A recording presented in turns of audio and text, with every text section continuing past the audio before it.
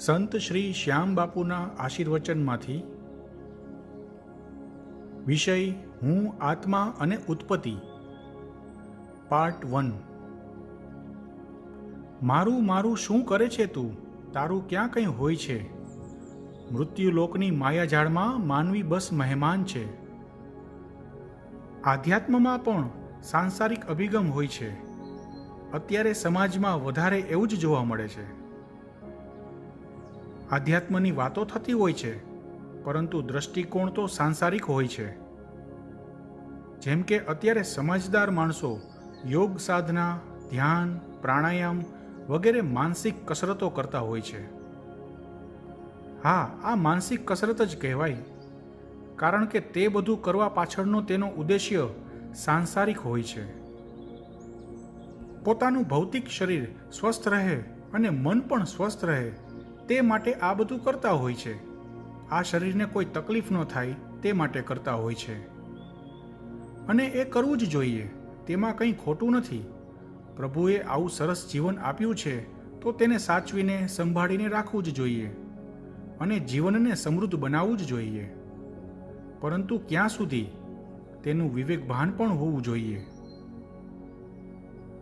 ખરેખર યોગ સાધના વગેરે દ્વારા ચંચળ મન પર વિજય પ્રાપ્ત થાય તો આધ્યાત્મના સાચા માર્ગ પર આગળ પ્રગતિ થઈ શકે, આત્મજ્ઞાન પણ પ્રગટ થઈ શકે અને આત્માનુભૂતિ પણ શક્ય બને।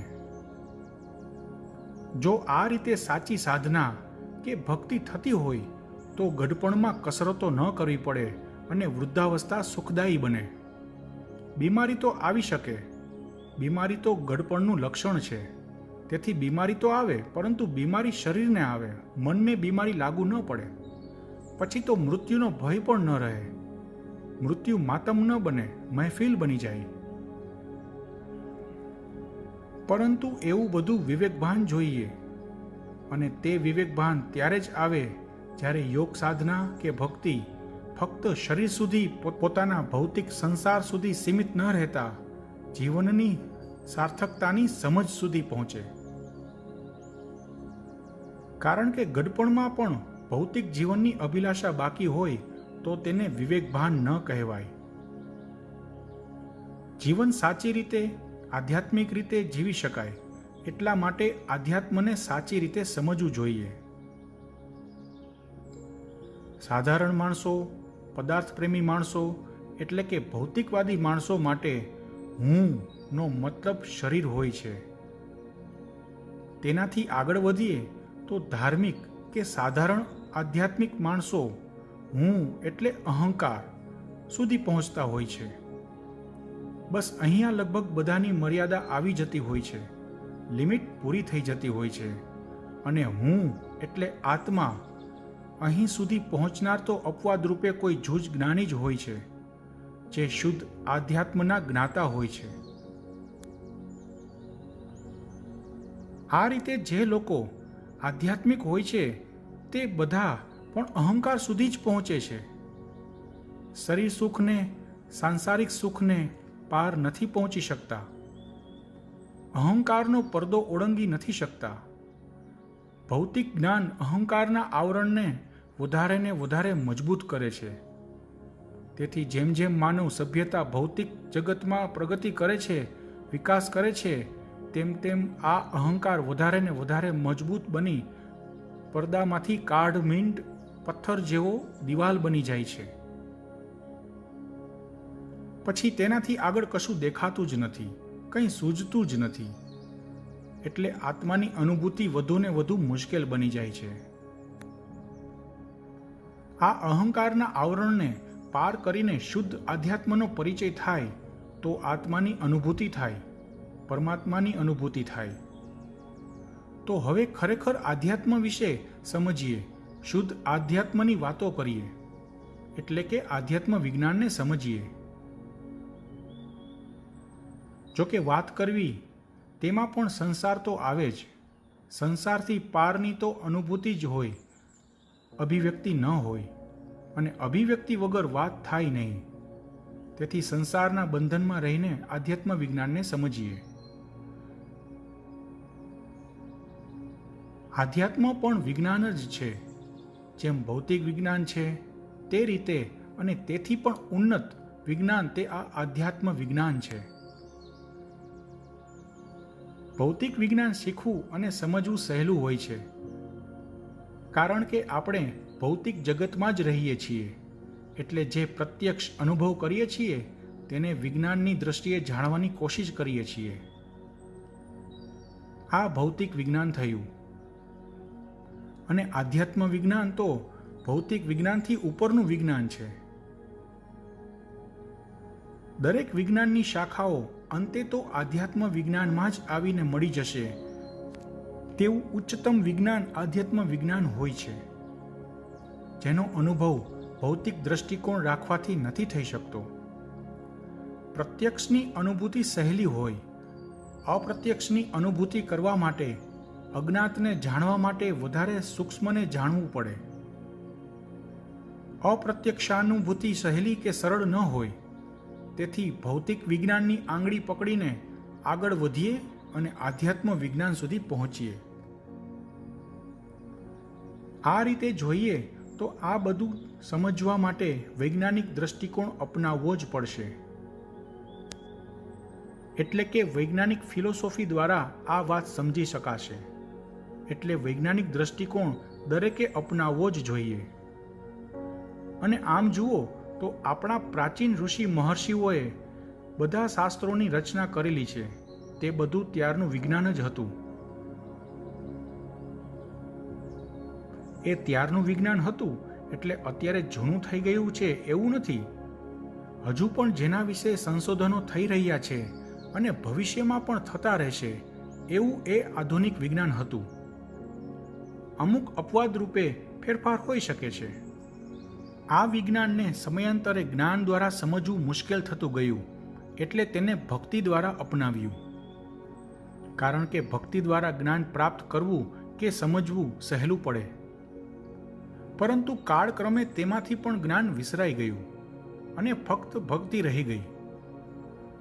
તેથી ભારતીય સંસ્કૃતિ કે હિન્દુ સંસ્કૃતિ ન રહેતા ધર્મ બની ગયો અને બધા શાસ્ત્રો, ગ્રંથો ધાર્મિક ગ્રંથો બની ગયા અને પછી તો અજ્ઞાનતાથી ભક્તિ કર્યા કરી.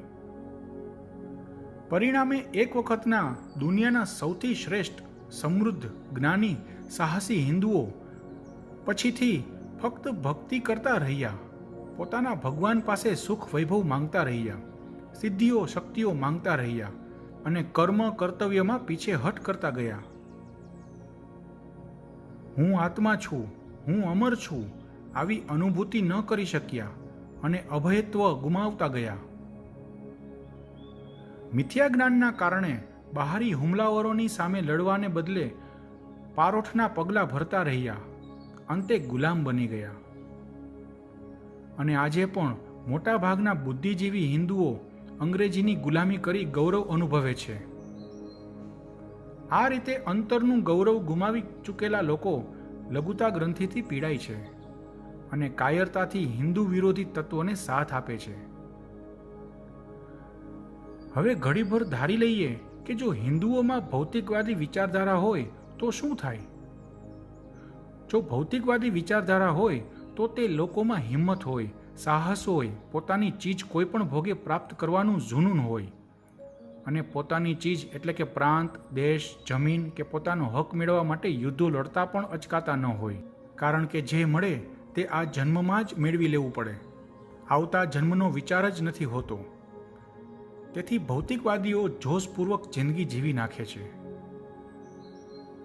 પરંતુ હિન્દુઓના અંતર્મનમાં તો એવું ઠસાવી દેવામાં આવ્યું છે, એવું પ્રોગ્રામિંગ કરી દેવામાં આવ્યું છે કે આપણે ભૌતિકવાદી નથી, આપણે તો અહિંસાવાદી અને આધ્યાત્મિક પ્રજા છીએ. આપણા માટે આ નાશવંત સંસારનું કોઈ મહત્વ નથી. જો ખરેખર હિન્દુઓ ભૌતિકવાદી નહીં પણ આધ્યાત્મિકવાદી હોય અને એવું માનતા હોય કે હું આત્મા છું, હું અમર છું અને એવું જ્ઞાન થઈ જાય, અનુભૂતિ થઈ જાય તો તે અભય બની જાય, નિર્ભય અને નિડર બની જાય. સત્યની સમજ આવી જાય તો પોતાનું કર્તવ્ય સમજાય અને અર્જુનની જેમ યુદ્ધ કરે અને તેને કોઈ હરાવી ન શકે અને મૃત્યુનો ભય પણ ન રહે. એવું જ શ્રી ભગવદ્ ગીતામાં શ્રી કૃષ્ણએ અર્જુનને સમજાવ્યું છે. ગીતાના શ્લોકોનું પઠન કરનારા તો અસંખ્ય હિન્દુઓ મળશે, પરંતુ ગીતાનું જ્ઞાન પ્રાપ્ત કરનાર કદાચ કોઈ જૂજ જ હશે. એટલે જ કહું છું કે આત્માની વાતો કરનારને પણ આત્માનું કોઈ જ્ઞાન નથી. આવા કારણોથી ક્યારેક મારા જેવા કોઈ સંત જ્યારે વિજ્ઞાનની, આધ્યાત્મ વિજ્ઞાનની વાતો કરે છે તે ચુસ્ત ધાર્મિક લોકોને પસંદ નથી પડતું. ખરેખર કહું તો સમજાતું નથી અને સમજવા માંગતા પણ નથી. જે મોટાભાગના બુદ્ધિજીવીઓ છે કે ભૌતિકવાદીઓ છે તે લોકો પશ્ચિમી સંસ્કૃતિથી હિપ્નોટાઇઝ થયેલા હોય છે. અભ્યાસક્રમમાં એ જ ભણ્યા હોય છે, તેથી તે બધાને ગુજરાતી વાંચવામાં રસ નથી. જ્યાં સુધી આવી લઘુતા ગ્રંથિ રહેશે ત્યાં સુધી પલાયન વૃત્તિ પણ રહેશે. વિજ્ઞાનમાં ન માનનારા તમારા ધર્મગુરુઓ શું માઇક દ્વારા પ્રવચનો નથી કરતા? મોબાઈલ ફોન નથી વાપરતા? મોંઘીદાટ ગાડીઓમાં નથી ફરતા? શું આ બધી વિજ્ઞાનની દેન નથી? વિજ્ઞાનને જીવનમાં અપનાવવું અને ભક્તિની વાતોમાં વિજ્ઞાનનો દ્રોહ કરવો તે પ્રમાણિકતા ન થઈ. હું એમ નથી કહેતો કે હું કોઈ મહાન છું, શાસ્ત્રોનો જ્ઞાતા છું, અથવા તો એવું પણ નથી કહેતો કે શાસ્ત્રોમાં લખાયેલું બધું વૈજ્ઞાનિક રીતે સત્ય જ હશે. પરંતુ એ તો હકીકત છે કે હજારો વર્ષ પહેલા ઋષિઓએ જે લખેલું છે તે સાચું હશે, અથવા કદાચ તેઓની કલ્પના હશે. જે કંઈ હોય, છતાં પણ અત્યારના આધુનિક વિજ્ઞાન સાથે ઘણી સામ્યતા ધરાવે છે.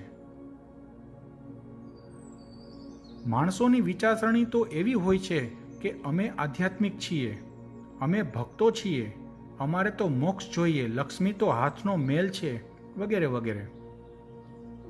પરંતુ વર્તનમાં આમાંનું કંઈ જ હોતું નથી, કારણ કે તે બધાનું તેને જ્ઞાન નથી હોતું. ફક્ત વાંચેલું, સાંભળેલું જ હોય છે. પોતાના સંસારમાં વૈભવ વિલાસ જોઈએ છે, અઢળક ધન સંપત્તિ જોઈએ છે. આર્થિક ભીંસ તો અત્યારના ભક્તોને પણ અકળાવે છે. તમારા ધર્મગુરુઓ પણ ઠાઠમાઠથી રહેવા ટેવાયેલા છે અને તેને પણ અમીર ભક્તો પસંદ હોય છે. લક્ષ્મી હાથનો મેલ છે એવું બોલી લક્ષ્મીનું અપમાન કરે છે અને પાછા અમીર બનવા માટે બ્રાહ્મણ બોલાવી લક્ષ્મી પૂજા પણ કરે છે. તેને અજ્ઞાનતા નહીં તો શું કહેવાય? આ બેવકૂફી કહેવાય. આ રીતે ભૌતિક જગતમાં અને આધ્યાત્મ જગતમાં બંનેમાં પગ રાખનાર બંને ગુમાવે છે. નથી ભૌતિક સુખ પ્રાપ્ત કરી શકતા કે નથી આધ્યાત્મિક ઉન્નતિ કરી શકતા. આધ્યાત્મમાં ભૌતિકતાનો તિરસ્કાર ન થઈ શકે. અરે આધ્યાત્મમાં તો કોઈનો તિરસ્કાર ન થઈ શકે. કોઈ પણ ચીજ પ્રાપ્ત કરવા માટે જીવનમાં સ્પષ્ટતા હોવી જોઈએ, તેને પણ પ્રમાણિક રહેવું જોઈએ. પ્રાચીન ઋષિઓએ આવી સ્પષ્ટતા અને પ્રમાણિકતાથી શાસ્ત્રોમાં ઉત્પત્તિનું વિજ્ઞાન સમજાવ્યું છે, આત્મતત્વ વિશે સમજાવ્યું છે અને જીવન જીવવાની કળા પણ શીખવી છે. મોટા ભાગના બધા શાસ્ત્રોમાં, ગ્રંથોમાં, બધામાં જ્ઞાન વિજ્ઞાન જ છલકે છે. તેને સમજવાની દ્રષ્ટિ જોઈએ. વાંચી લેવાથી કે કથા સાંભળી લેવાથી કે સમજ્યા વગર પૂજાપાઠ કર્યા કરવાથી કશું ન થાય. તે જ્ઞાનને સમજવું પડે, જીવનમાં ઉતારવું પડે અને જીવનને જ્ઞાનથી સમૃદ્ધ બનાવવું પડે. એ વાત અલગ છે કે તે પ્રાચીન શાસ્ત્રોનું વિજ્ઞાન અત્યારે હવે જૂનું થઈ ગયું, કદાચ કામ ન પણ આવતું હોય. પરંતુ તે સમૃદ્ધ કાળના ઋષિઓની વિચારવાની પેટર્ન તો એ જ હતી કે જ્ઞાન વિજ્ઞાન દ્વારા સર્જનહારને સમજવો. તો અત્યારે આપણે અત્યારના વિજ્ઞાન દ્વારા સર્જનહારને, પરમાત્માને કેમ પામી ન શકીએ? મારી આ વાત સાથે કોઈ સહમત થઈ શકે કે ન પણ થઈ શકે. જે હોય તે, હું તો પરમાત્માને વિજ્ઞાન દ્વારા ઓળખું છું અને પરમાત્માએ આપેલા જ્ઞાન દ્વારા તેનો અનુભવ પણ કરું છું, સમજું છું અને સમજાવવાનો પ્રયાસ પણ કરું છું. આ મારી ભક્તિ છે. કારણ કે ફક્ત જ્ઞાન તો તમને ભૌતિકવાદ તરફ પણ દોરી જઈ શકે, પરંતુ જ્ઞાન સાથે દિવ્ય પ્રેમ ભળે તો તમને આધ્યાત્મ તરફ પ્રગતિ કરાવે અને એ જ તો આગળ જતાં પ્રેમપૂર્ણ જ્ઞાન બની શકે. કદાચ કઠિન હશે, પરંતુ આ પ્રકારનો પ્રેમપૂર્ણ જ્ઞાન માર્ગ વિજ્ઞાન યુગમાં પ્રભુને પામવાનો આ અદ્ભુત માર્ગ છે.